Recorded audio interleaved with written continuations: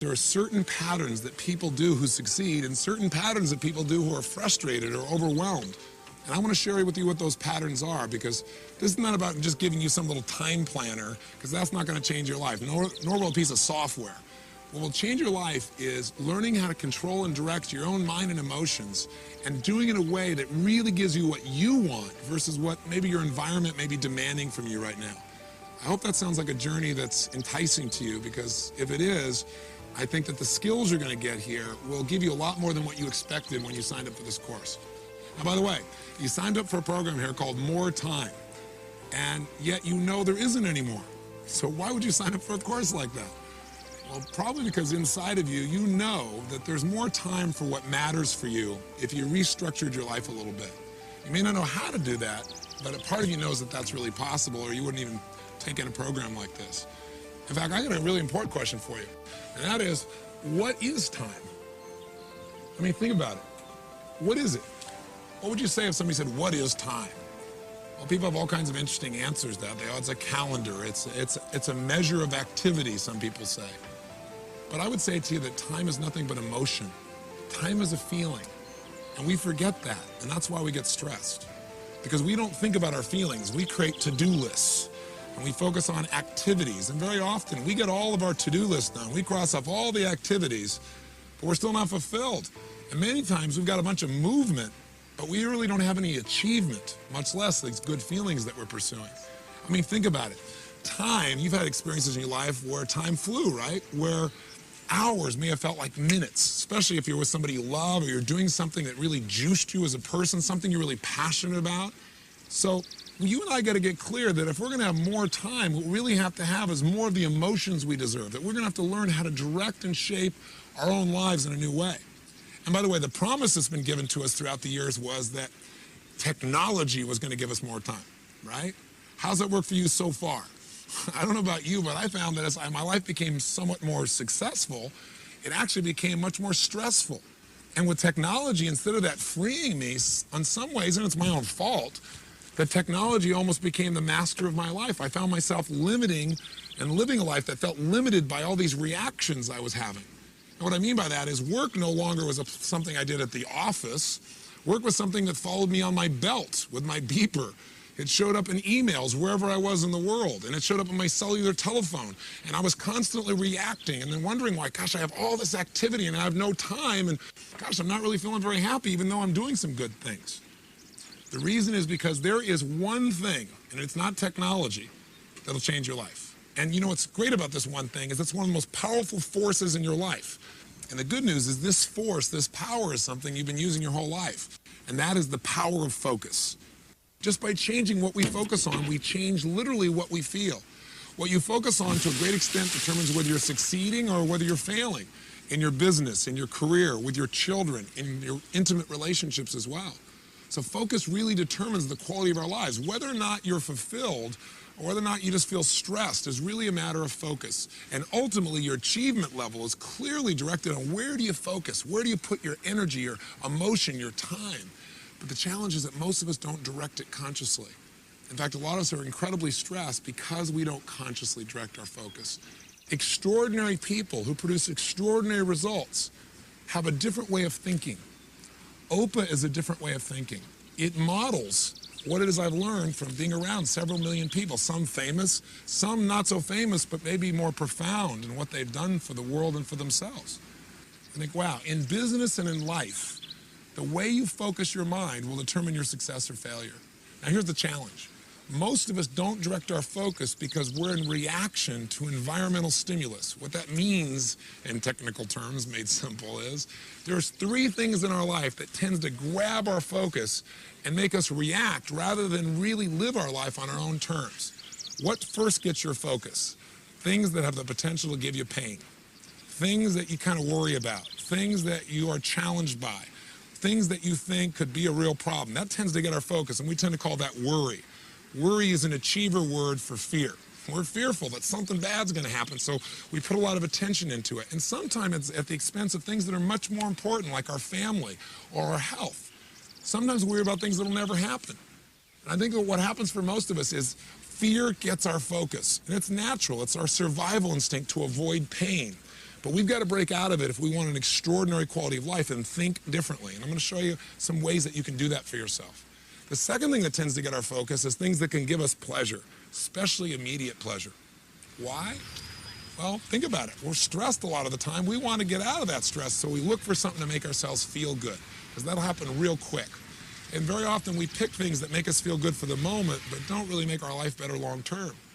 Very often what you'll do to feel good is go clean off your desk, right? I used to do this all the time. I got all these projects to do. I don't know where to start. I'm overwhelmed. Oh, my desk is messed up. Let me just arrange everything here. Because you know what? I can complete all that and feel really good about myself. Because truthfully, self-esteem, and I hate that term because it's so overused, but a person's sense of identity, our sense of certainty about our lives, our sense of worth, is tied directly to our feeling that we control events, not events control us. When we feel like events are controlling us, our self-esteem drops, our level of stress increases. So what a lot of us do is try and get control of it by doing little things or by doing something we're really good at. You know, let's say you spend a lot of time in your work and you don't spend much time with your kids because at work you feel like you're in control. And gosh, kids are a challenging thing. They're so different, they're so unique. You think you get all handled and they surprise you with something new, right? So very often we try to focus on those things we feel good about. Sometimes it's the expense of the overall value of our life, and again, we're reacting still. The third area that tends to get our focus, if we don't put the stakes in the ground up front and say, here's what I'm gonna focus on, here's what I want for my life, is sure enough, we tend to get caught up in other people's demands. And then our life becomes about responding to other people's urgencies and reacting. You might say, but Tony, you know, my supervisor is gonna do that, or my boss is gonna do that. Yes, but I think you're going to find when you learn this OPUS system, you're going to be able to get your boss to get results they never had before. You're going to be able to do more for them than they've ever seen before. And you'll be able to literally help them to manage you and themselves more effectively if you have a supervisor. If you're in charge, quote unquote, then I think you're going to find that there's going to be a great deal of fulfillment and you won't be responding to everybody's demands there either. Does that sound like it might be useful?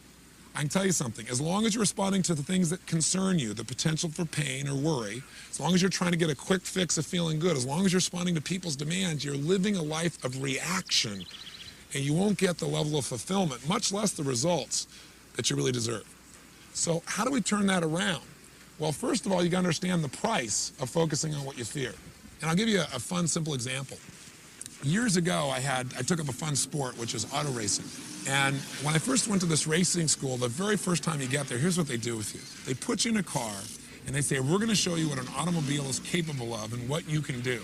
So you get next to this race car driver, and they take you through this course, and they're going 140 miles an hour straight at a wall in a corkscrew turn, and your heart's beating out of you, and they do it. And by the end of this thing, they look at you and say, you know, in 4 days, you're going to be able to do this. And you think to yourself, you're joking. There's just no way this is going to happen. But they say, let me tell you the secret. The reason you're scared right now is you don't know what you do if you got out of control. You don't know what you do if you got caught up in a spin. And I said, so before you ever learn to drive, the most important skill that you got to develop is learning how to come out of a spin quickly. And when the man was telling me this, I thought, God, what a great metaphor for life. Because we all do really well when things are going well.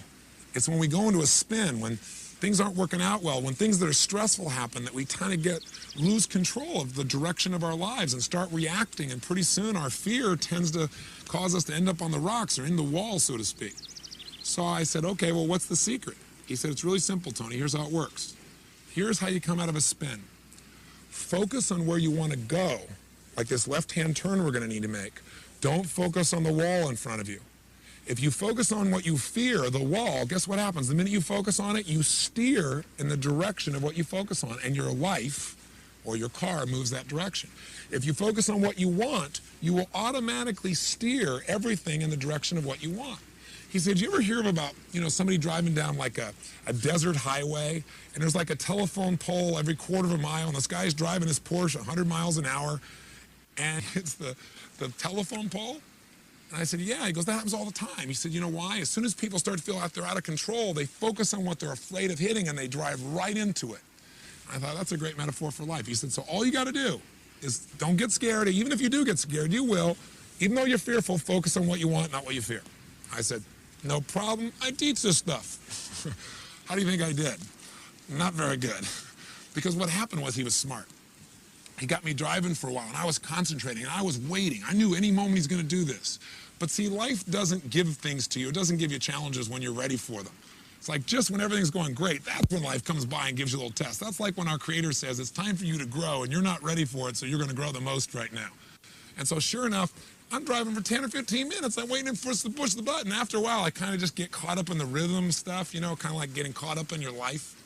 And all of a sudden, he pushes the button. We start spinning out of control. What do you think the first place my brain goes? Wham, right at the wall. I'm driving right into it. He is smart, though. He wants to save our lives. He grabs my head and forces me to look in the direction we need to turn. And I'm fighting him because I want to see myself die, right? Fortunately, keeps holding my head. Now, as I turn and focus on where I want to go, without realizing, what do I instantly do? I turn in the direction of what I want. Now, I got a question for you, though. Do you think the minute you turn and you do the right thing, because now I'm doing the right thing, I'm turning the right direction, do you immediately get rewarded for that? See, we have a thing called momentum that's still going on. We're in what we call lag time right now, where we're doing the right things, but we're not getting the reward because of the old momentum. It's kind of like you ate like heck for 30 years and now you've eaten well for 2 days and you go, gosh, I'm not getting the result yet. Keep focusing, keep eating the right way, and it'll turn. But you got to keep the faith. You can't look back at the wall because that's what you want to do. You want to look back and go, it's not working. I want to see the failure. I want to see the crash. Fortunately, he keeps holding my head. And what happens? Sure enough, we turn. And a few seconds later, the wheels catch and we turn and we miss the wall by about 2 or 3 feet. My heart is beating out of me. He goes, did you learn? I said, I learned. Did I learn? No. It took 3 or 4 more times of doing this, of him forcing my head before I finally got it down. I got a very important question for you, though. If you focus on where you want to go, are you guaranteed not to have problems, guaranteed not to hit the wall? The answer is no. You could still hit the wall. But let me ask you an alternative question. If you focus on what you fear, if you focus on the problem, if you focus on the challenge ahead of you, and you drive yourself into that, are you going to crash? The answer is 100% yes. So there's no guarantee in life, but if we focus on what we want, our outcome, which is what OPA stands for, the first O in OPA is outcome. What do I really want? If we focus on that, our chances increase geometrically. If we focus on our fear, we got a real problem. So the obvious question becomes, okay, well then how do I control my focus, Tony? Do I just think positive? Well, let me give you a clue. I don't believe in positive thinking. I don't believe you should go to your garden and say, there's no weeds, there's no weeds, there's no weeds, and do a bunch of affirmations. I got news for you. The weeds will take your garden. I believe in something really simple. I believe in seeing life as it really is, but not worse than it is. See, most people say, well, I'm just a skeptical person. I'm just a pessimistic person. What they're really saying is I'm fearful. I don't want to get my hopes up. I don't want to be disappointed again. But I'm here to tell you in life, you got to see it as it is and not worse than it is. You can't try and protect yourself, or you protect yourself from success. You protect yourself from joy. You got to get your hopes up to make life work. So see it as it is, but not worse than it is. Second, you have to see it better than it is. Otherwise, there's no drive to make things better. You got to get a vision for what you want. What's the outcome? What's the vision for your life? Otherwise, you'll get caught up in the to-dos of daily living, and you'll say, gosh, you know, I don't know what it is, but I feel like my life's about making a living instead of really experiencing life. So if you get a view of what your outcome is, of what you really want, wow, the game changes for you. And then once you know how it is and then you have a vision for how you want it to be, then the obvious third step to succeeding is you got to make it the way you want it. And what we're going to show you with OPA planning is how to do that. Now, from a practical perspective, how do you actually change your focus in a second? Well, the way you and I do it is by asking questions. You see, when we say we're thinking, what we're really doing is asking and answering questions in our mind on a consistent basis. That's all thinking is. Thinking is the process of asking and answering questions. And if you ask a lousy question, what are you going to get? A lousy answer. So if your question is, how come I can never lose weight? Your brain gives you an answer, because you're a pig. Or if you say, how come I can never pull this off? Your brain says, because you're a schmuck, because you're not ready, because you came from a dysfunctional family, or whatever lousy answer comes to a lousy question. What would be a better question around this idea of losing weight? Well, you could say, well, instead of how come I can't lose weight, you could say, how could I lose weight? Challenge that question. It's a little better, but you'll probably say, I'd go on a diet. And diets are painful, so you probably don't want to do that. What would be a better question? How about, how could I lose weight and really enjoy the process? That's a different outcome, a different result than just losing weight. It's losing it and enjoying it. Now, if you ask, how can I lose weight and enjoy the process, your brain will give you a different answer because you're asking a better question. Now it might say, you know what? I've always wanted to learn to horseback ride or play polo or whatever it is you love to do. Maybe I'll go do that. Or I love to play basketball. What if I could play basketball and I'm not even thinking about losing weight and it'll happen automatically? If you want a better answer for your life, you got to ask better questions. If you want a better plan, then you better ask better questions. And by the way, this is true of some of the most riveting aspects of our life because all human beings' lives are driven by the questions they ask. Some people succeed in life and they ask the question, what's wrong with me? And they wonder why they feel depressed all the time. Or why can't I figure things out? We have to be very careful about the questions we ask ourselves. Does this make sense? I hope it does. Whether it's a Martin Luther King asking a question about his dream and how we can have equality, or whether it's a fun quote or a powerful quote, or whether it's a question of a leader like Robert Kennedy, but we know the famous quote said, some people see things that were done and they ask why. I look at things that were never done and ask why not. If you want to change your life, you got to change your questions. And if you want to change the experience of planning, you got to stop asking that silly question that everybody asks when they're going to plan something. I used to do this all the time. What is the question we all ask when we're going to plan something? What do I need to do? That is the wrong question. So why is that a lousy question? Why do we not want to start out when we're trying to plan our day or a week or a month or a life by saying, what do I need to do? Because you don't know the answer of what you need to do until you decide what it is you want. What is it you're looking for in your life? I mean, if you think about it, we've seen all these new time management systems come out, and I've used them all, and they all added some value to my life. But none of them really helped me to achieve at the level I now achieve, and they certainly didn't help me to really be fulfilled. They were about making up my to-do list of all the things I needed to do, and I found myself at the end of the day, even when I crossed everything off, very often still not feeling fulfilled. Because a lot of times I got everything done, but I didn't really achieve anything, and I've learned in my life not to mistake movement for achievement. See, 100 years ago, 200 years ago, maybe it was okay to make a to-do list because life wasn't that complex. The thing today is you're the mom, you're the dad, you're the husband, you're the wife, you're the lover, you're the community activist, you're the top peak performance athlete, you're the marketing manager for the company, you're part of the coach of the Little League team. And what you need to do depends on, are you being a mom right now, or are you being a business person? Are you being a lover? Or are you being a best friend? Are you being a daughter? Who are you being? And we can't just try and manage all these roles also of our lives and expect we're going to have a life that's fulfilling when there's so much going on. We need a simple system that will help us before we try to design a plan for our time, to really design a plan for our life. And that's what you're going to do starting today. And it's not perfect, and it isn't something that's rigid. It gives you all kinds of flexibility. But it allows you to decide, hey, these are the areas of my life I'm really going to focus on.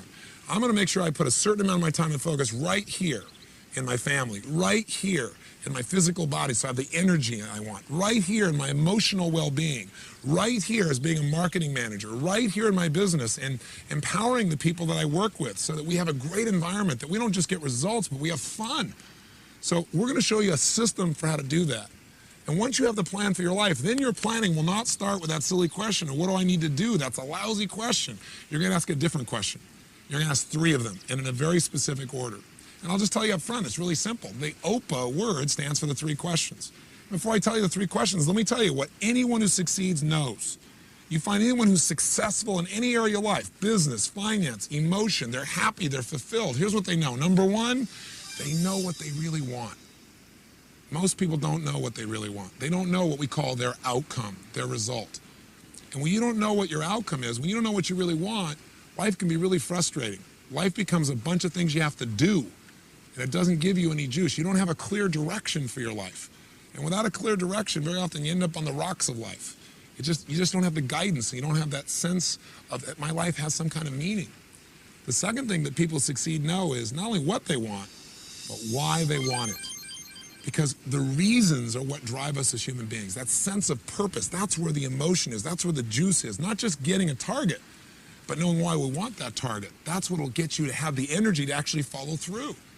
And then the third question they know is, what do I need to do to make that happen? And people that know what they really want and know why they want it can usually figure out how to make it happen because they got enough drive and enough clarity about what they want. So OPA stands for those 3 questions in a very specific way. Let me tell you what OPA gives you, freedom. Because what happens in life is most of us think our to-do list has to get done. Many times you don't have to do your whole to-do list. Most of us know that 20% of what you do gives you 80% of your results in life, doesn't it? And so what we're going to show you how to do is to have more flexibility, have a lot more choices, and get more results with more fulfillment by taking it through these 3 questions. And I want to point something out. OPA's not a time planner. Again, it isn't a book. If you open this book, you go, oh, it's got a calendar and it's got an A through Z, and so do all these other programs. Or here's a nice piece of software. That's not OPA. OPA is a simple system of thinking that will change your focus, which will immediately change how you feel. It'll change the direction you're heading. It'll turn you in a different direction, and it'll get you a different set of results. Not only is it a simple system of thinking that changes direction and results, but it'll also make you feel fulfilled. Because think of it, the only difference between work and play is your purpose. A lot of people, when they're playing, do things that are really actually hard work. But they don't call it hard work because they say it's fun, because they decided, I want to do this. This is a cool thing.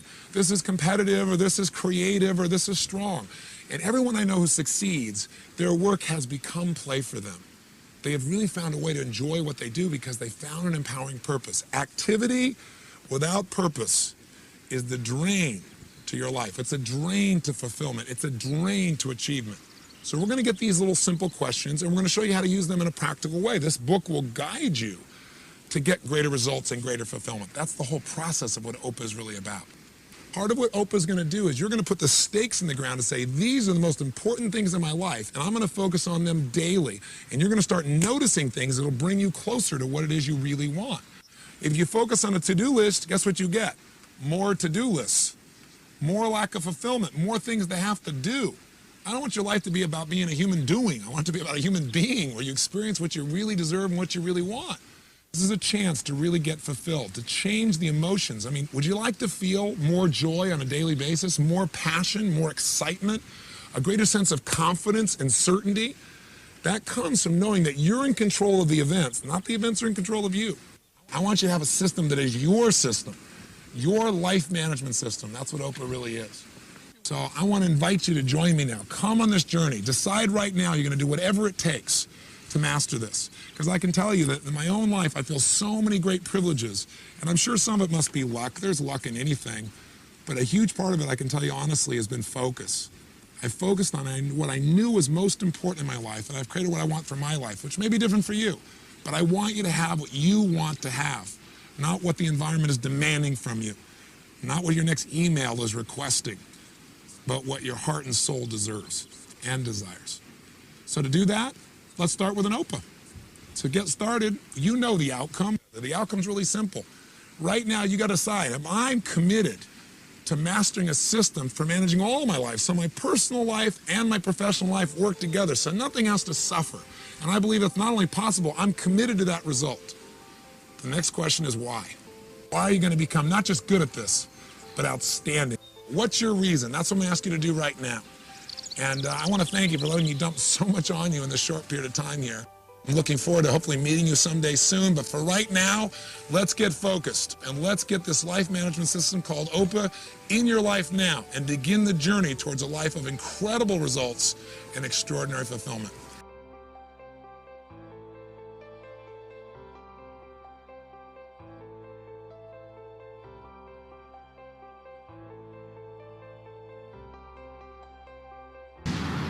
You know, we're living in a time in which stress seems to be almost epidemic, especially for achievers. Everybody talks about being stressed, especially those people who are really trying to do something meaningful, really accomplish something. And I want to make sure that your drive for success or to make a difference really leads to the joy and the fulfillment and the excitement and the passion and the pride that you're really looking for. In order to do that, whether or not you're feeling fulfilled or whether you're feeling frustrated, to a great extent has to do with where do you spend your time? What zone, what dimension of mind, emotion, and focus do you spend your time in? For example, do you spend a lot of your time really looking for distraction, looking for a way to escape the stresses that are already there in your life?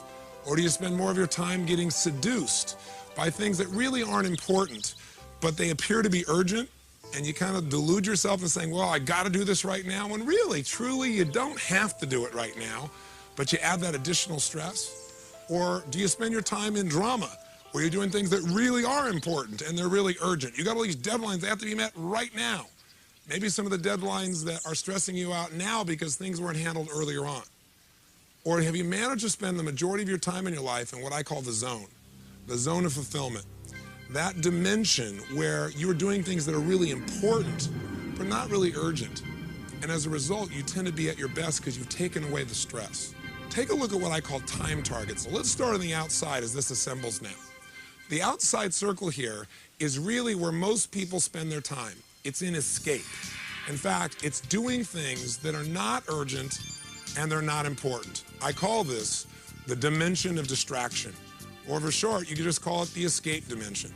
This is what happens for most people. They have all these goals and desires. They don't know how to manage them all, so they look to escape. How?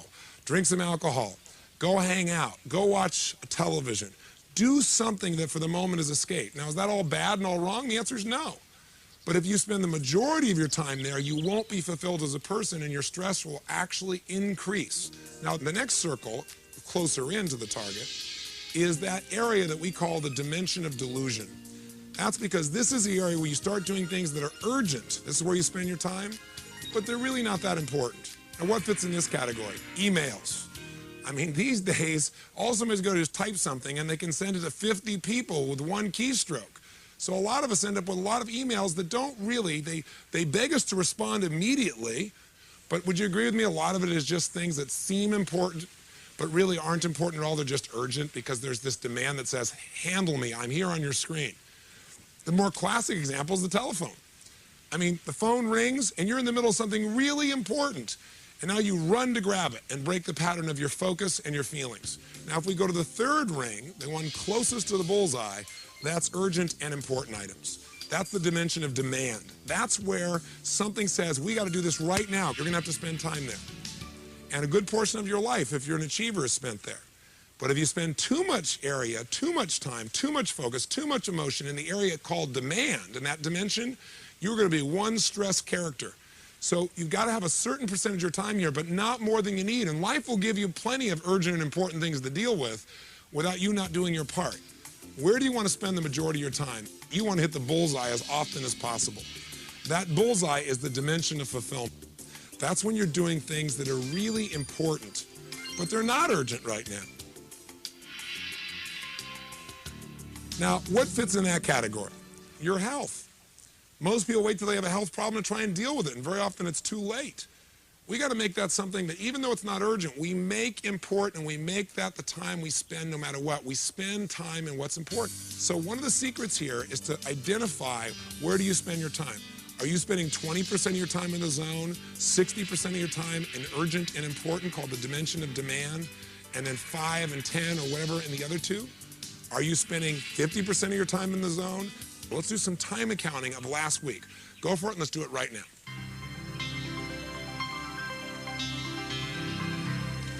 So what did you discover? Where are you spending your time?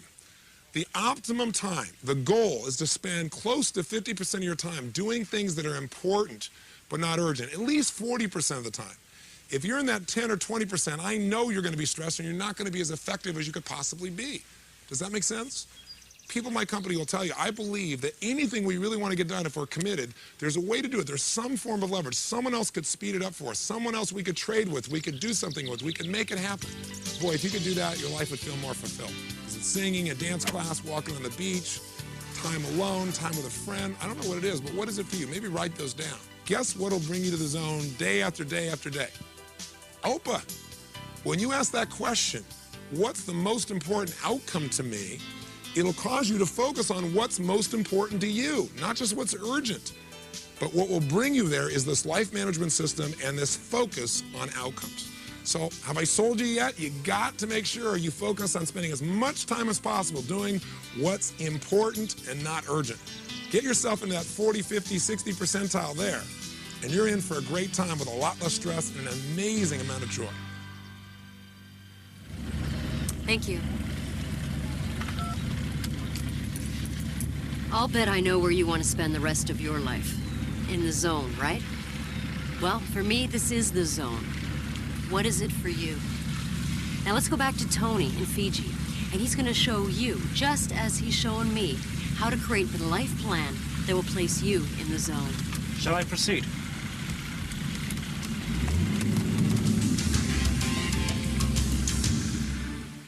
Now we're going to talk about categories of improvement. What we're really talking about is creating a life plan for you now. If you don't have a plan, you fall into somebody else's plan. It's the old thing of if you fail to plan, you plan to fail. It's an old overused phrase, but it's really true. Without a plan, your focus goes to what you fear, something that could give you pain, or it goes to something that gives you pleasure for the moment so you can get out of the stress, or it goes to something that someone's demanding for you.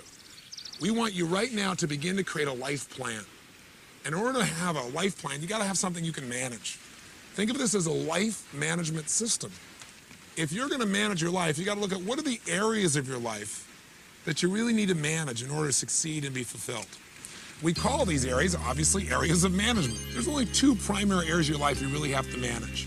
Area one is obviously your personal life. And we're going to take a look at what are the areas that you need to focus on a regular basis in your personal life in order for you to not only be fulfilled, but have a life that really works.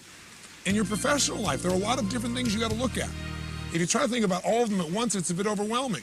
But virtually everything you do in your business life or career can fit into 4, 5, 6, or a dozen categories. Think of it as areas you're going to focus on.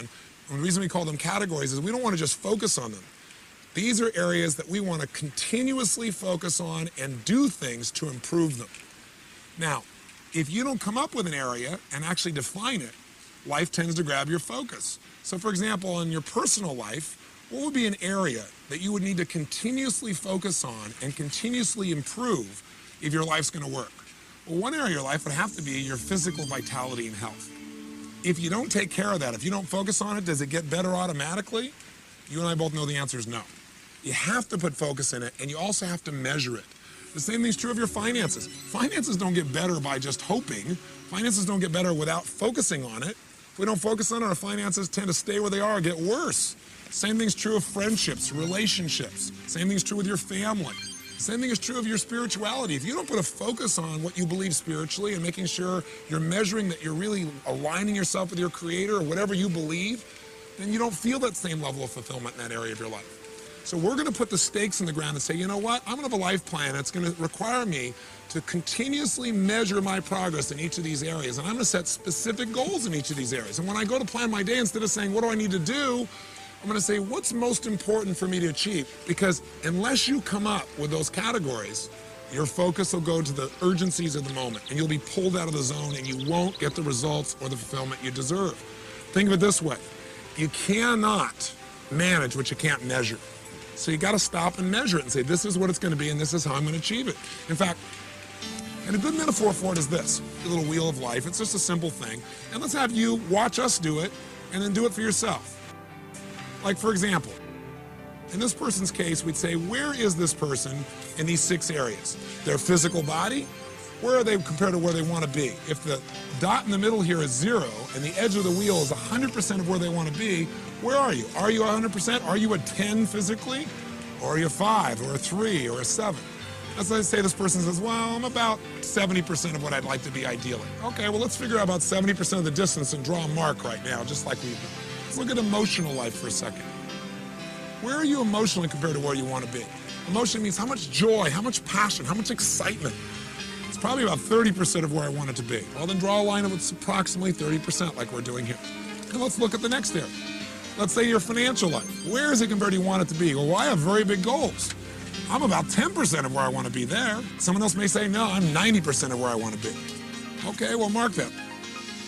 Let's look at your family life. What's that like? You go, no, that's really good. I'm really happy with that. That's about 80%. Where's your spiritual life? I'd say if I was honest with myself, that's about a 50% of where I really think it needs to be. And lastly, you say, what about your career? And you say, well, my career's doing pretty good. I give that 90%. Connect each one of these sections so they become a continuous outline, forming a shape. All right, now look at the shape we've got here. If this was the tire on the car called your life, how would your car drive? Well, for most people, it would be a rough ride. The categories of improvement, having these areas you're not just going to focus on continuously, but you're going to constantly improve, have specific goals for and plans for it, and that your life revolves around, will not only take you out of overwhelm, but it'll give you the power of balance. Because for most people, they think of balance as a passive thing. Balance gives you this well-roundedness that allows that tire to go stronger and faster and produce greater and greater results while being more and more fulfilled. We have 2 areas of management. What are they? There, of course, our personal life and then our professional life. Let's just take one of them. Let's take your personal life. And let's come up with what are the areas of your personal life that you're going to continuously focus on and improve. Do you get the idea? Okay, you don't have to do this perfectly, and you can change this. It'll only take you 2 or 3 minutes. Go ahead and do this right now.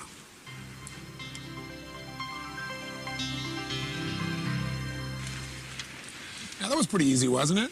I mean, it doesn't have to be perfect, but you'll tend to notice that most people in their personal life have very similar categories because there aren't that many areas of our life that we really need to focus on for our life to be fulfilled and to be successful and for it to be balanced. Our professional lives tend to vary a little bit more because it depends on your profession. So now we're going to make that set of categories. You know, making sure I constantly improve my skills as a manager or as a salesperson or a marketer or as an accountant or as a lawyer or as a doctor. This is an area I got to constantly improve to be happy, to be fulfilled, to be successful. That's an area I got to constantly focus on. I can't just improve it once in a while. I've got to think about it and measure my improvement so I continue to have a competitive advantage and so that I feel good about my life. We want to keep that tire of your life round and strong so like a snowball, it not only moves smoothly and rapidly, but it gets bigger and bigger. So let's decide what you're going to focus on in your professional life, what you're going to constantly improve, so this part of your life is as fulfilling as your personal life as well. So let's get started. Why don't you go ahead and start right now.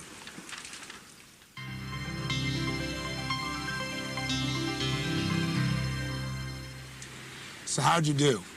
I'm sure not perfectly. I know I was far from perfect making my first list of professional categories, but you can make it better. You're getting a start here. Roles are the places, the way you think about yourself, I guess I should say, as you're working in this area.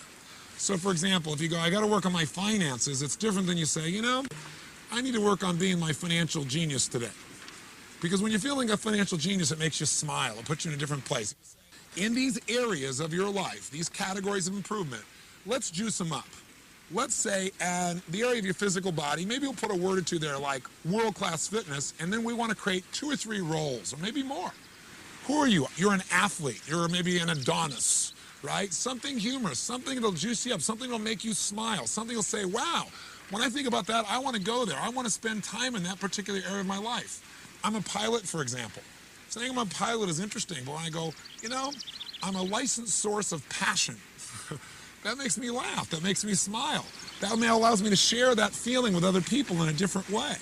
Let me give you some specific examples of how this could affect you. I had a woman who came to one of my seminars here for more time, and she was really frustrated, really depressed. And she raised her hand and she goes, well, what if you got categories, but you don't want to make any categories because you hate your job? I said, well, you know, let's talk about that for a second. What's your job? She goes, well, I'm a school teacher. And the look on her face made you know that she wasn't too terribly thrilled about it. So I said, well, what do you associate to being a school teacher? What are your roles as a school teacher? Because when you have an idea of who you are, you come up with these beliefs about what you are. She goes, well, I'm a disciplinarian. She goes, I'm basically the enforcer of the state's will. I'm a babysitter because their parents never took care of these kids, and so I have to constantly discipline and babysit them. And she was rather harsh. I said, ma'am, I understand how you feel, but can I ask you a question? Why did you originally become a school teacher? You obviously wanted to be that at one time. She goes, well, I don't know. I thought I could make a difference. I said, what did you really want to be? What did being a school teacher mean to you back then? What was the role of that? And she said, I guess I wanted to be a developer of the human spirit. And you watched her whole face just all of a sudden change. I said, then why don't you just do that? Why don't you be a developer of the human spirit? And she said, well, I said, if you were a developer of the human spirit versus a teacher, what would the rules of the game be? Who would you be? What would you do? She goes, well, if I was a developer of the human spirit, I'd have to love every child in my class. And her whole face changed. She started to smile. I said, if you were developing human spirit, what else would you have to do? She goes, well, I'd have to make learning fun. I'd have to get to know the parents and not make them wrong and help them understand their own children and what's happening in their lives. And she went on and on and on. And I said, so how do you feel about your job? She goes, I got a career. And it was that second of shift that happens when we change what something means. Words have power. They change our biochemistry. You ever had somebody call you a particular word and felt the change in your body? Words have power, the right words. They change what things mean to us. I'll give you one other quick example. A woman comes to one of our seminars, very frustrated, stressed out, hates her job. What does she do? I'm a stockbroker on Wall Street. Or what do you do as a stockbroker? Well, you got to go cold call a bunch of people and trying to get them to give your money. And then you got to follow up all the time. And I just hate it.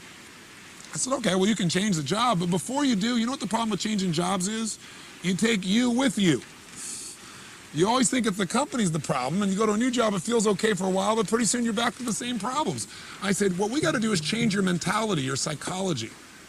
I said, did you ever enjoy this? She goes, well, in the beginning, I was kind of excited about it. I said, let me ask you a question. What are you really being? What would be a role, a way of describing what you do that would make you grin from ear to ear? What do you really want to be? She goes, well, I want to be a mover and shaker. And I said, well, you're on Wall Street. You work for one of the biggest firms in the world. You're doing quite well. I said, maybe that's what you are. And all of a sudden she smiled and she goes, damn right I am. I said, what else are you? When you're making cold calls, forget that. Who do you want to be when you communicate with people on the phone? And she said, a treasure hunter. She said, I want to search for treasure. I want to help people. I want to get them to give me some of their money and go use it to find treasure for them and help them expand their treasure. And her entire psychology changed. So what I want you right now is I want you to take each of these categories you have, both in your personal life and professional life, and I want you to juice them up. Maybe make the name of the area a little bit more juicy, but most importantly, come up with 2 or 3 roles that make it fun to be there. Little things make a big difference. Let me tell you what Oprah's going to do for you. Well, most of the stuff you know, but maybe you have your own words for it, or maybe at times you do this and other times you don't. All I'm doing is giving you a set of words, a system that you probably already do at times, but by knowing what it is, you can do it consistently and not hope some of the time you feel good and sometimes you don't. If you're heading in this direction right here and we make a little 10-degree shift with Oprah, that seems like nothing. But we take that out a week from now, a month from now, 6 months from now, you're in a totally different destination in your life. Radically different difference. And language and identity are a big part of that. But start this process right now of juicing up your life by figuring out what are the roles you're going to play in these areas that are so important in your life called categories of improvement. Let's do it right now.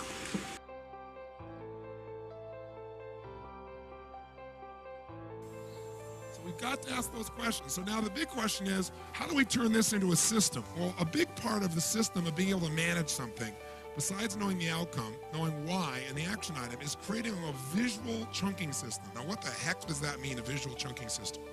Well, let me give you an example. When we are given tons of information really quickly, and we get this little bit of information, this and this and this and this and this and this and this and this, pretty soon a human being gets overwhelmed. But if we find a way to connect various things through a period of time, we can find a shape, and pretty soon all of these items might become 3 things. I'm going to get the idea of what I mean by this. So instead of all these individual items make you crazy, chunking is grouping together individual items, resources, ideas, or thoughts, so that by grouping them together, they become more useful. And part of what makes them more useful is by collecting them together, you're able to focus on them and not become overwhelmed. How many follow that thought? Say aye. So I'll give you an example, and let's test your chunking ability real fast. I'm going to show you a series of letters. And what I'd like you to do when I show you those letters is I want you to immediately chunk those letters. What I mean is I'm going to show it to you very briefly, and the camera should only look straight on here when I go to show you. And I want you to write them down, what you remember. I'm going to give you a very brief time to look at it. Okay, you look it up on the screen will probably be the easiest way. Here we go. Okay, write it down.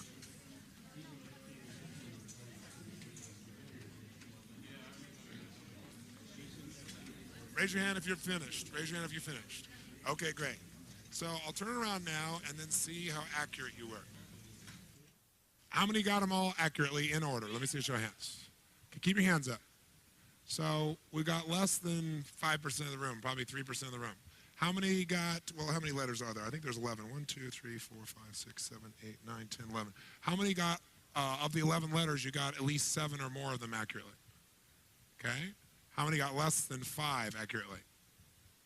How many got less than 5? Okay, good. So what if I said to you, now how did you try to figure this out? How did you try to remember this? Somebody who succeeded and did it. Sir, did you get them all? Okay, tell me how, now what I want to see is how he chunked it. Now what does chunking mean? He didn't try to get the whole thing at once. He grouped it in some way, I'd be willing to bet. That's why he was able to retain it. So how did you chunk this? EUB, QEL, and EUB, QEL, QEL, and then QRAW, or UU. Okay. So he chunked it into 3 chunks. Okay, and that helped him to remember it. Okay, give me a hand, nice job. Yes. Tony, I didn't write them down, I just flashed on it and I know what the word is. You knew what the word was? Yeah. Okay, what's the word? Albuquerque. That's correct. What if I wrote it this way? How many of you would have been able to write it down? Can you see it? How many of you wrote it out that way, you would have been able to write it down immediately? Let me see a show of hands. Sure, because you recognize Albuquerque, because Albuquerque is 1 chunk for most of you. But it was all these things that were random, most of you weren't able to get it. So many of you tried and failed. Let's see why you did. Now, are you from Albuquerque? Do you know anybody in Albuquerque? I live about 100 miles from there. Why would he be able to see that when it looks nothing like Albuquerque? Because when something becomes part of your focus, like when you buy a certain car or you buy a certain outfit and all of a sudden you see that car or outfit everywhere, well, once you do that, all that information was always around you, but it's become important. So part of your brain sees anything that would relate to it. That's also what happens when you have a clear outcome. When you have a clear outcome, suddenly you start seeing Albuquerque where other people see nothing but a mixture of stuff. You start seeing with your outcome how to achieve it where no one else can figure it out because you have a clear outcome. I did this once in a seminar a couple of years ago, and the lady said, I know where it is, it's Albuquerque. And I said, do you live near Albuquerque? She said, no. Ever live near? She said, no. I said, you have a lover in Albuquerque, don't you? And she went, no, I don't. And everybody saw her face. She was in school, and she started laughing. She goes, well, I do have a lover. How do you know I have a lover? Because I know the person either had a proximity or something. They had an emotional association to unscramble something with no help. In a matter of, I gave it to you for 5 seconds. When you become emotionally associated to something or you have clarity of something being important, your brain figures the whole thing out. That's what the value of outcomes are. Is that pretty powerful? Now, how many could have gotten it here? Come on, how many could have got Albuquerque here? If I did it this way, you could have written down the letters, say I, because it would be chunked differently. So who else got it, though, this way? That's more than one. Yes, how did you chunk it? I made it Yubkel Crow. E-U? B. B. Yubkel Crow. Kel? Crow. Crab. So she chunked it how many times? 3 times, and she chunked it auditorily instead of visually. How many see that? By the way, do you see a pattern? Both these people that succeeded chunked it 3 times. Somebody else. I sort of started off by just doing what this dude back there did, which was just sort of like one at a time. I sort of put EU, BQ, EL, and then just the growl sort of seemed to work, so I probably just threw that down. So you still chunked 2, and then you went to three the last twos one. and then... So she still did. Chunking in 3s is the most common. For most people, someone showed this with me the other day, chunking, they chunk like this. 1, 2, 3, many. When you get beyond 3, for most people, it's many. So 3 is usually, and if you try to chunk it as 1, unless you had the reference for Albuquerque, you are in bad shape. Who did not get it? Who did terribly, honestly? Because you did terribly, there's nothing wrong with you, it's just that your strategy for chunking was not effective. So, sir, how did you try to chunk it? I tried to chunk it EUB, QEL, except... All this is 1? No, I tried to do it in 3, but in my language rules, U always follows Q. And so I got all confused about halfway through it. So. Okay, so what happened is he tried to chunk it with 3, but he let his belief systems, he calls his rules, determine that this couldn't be, and that fried his brain. So what you have to understand is if you're going to get a job done, if you're going to take a dream and turn it to reality, you're going to have to chunk it into a bite size, not so small you're overwhelmed and can't remember it, and not so big that you're overwhelmed. And so what OPA is a visual chunking system. I'll give you one more. Let's see what you've learned. I'll give you one more example real quick here.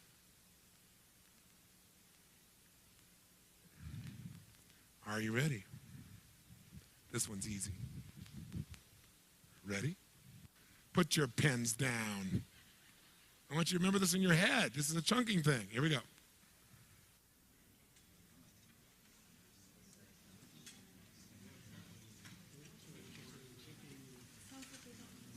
How many got it? Let me see your hands. Okay, how many did not get it? Okay, those who got it, raise your hand and tell me how you chunked it. Yes, ma'am. I read it out loud to myself. I said, that says Turaparini. Turaparini. 3 syllables, 3 chunks. She used auditory, 3 chunks. Give her a hand, nice job. Oh, come on, give her a real hand. Who else got it? Yes, ma'am, how'd you do it? I'm a linguist, so I tend to look for the word that I know in any of the languages that I've studied. In this case, T-E-R-R-U is like earth, Oh, that's interesting. and I kept it in my mind. So Earth. And the Pyrenees in France, so I kept a mountain. So the point is, the ideal chunking system is 3 if you have no reference. If you have a reference for something, you can chunk it in a larger chunk. For example, driving your car, your stick shift now is 1 chunk for most of you. In the beginning, it would have been useful if you could have said, okay, there's the things I do with my feet, there's the things I do with my eyes, and the things I do with my hands. But what happens for most people is they go, well, what am I going to do? I got to put this, and I got to do this and this, and they have no chunking system in the very beginning, and so they're overwhelmed. But very quickly, unconsciously, your brain begins to chunk 3 things, and eventually, when you're familiar enough, it becomes 1 thing. It's like it all come together in your head, and you'll be able to do things no one else can do. How many follow? So what I did with the human brain is chunk the entire psychology of what makes a human being do what they do. So that's what you can now do with your life as well through this process.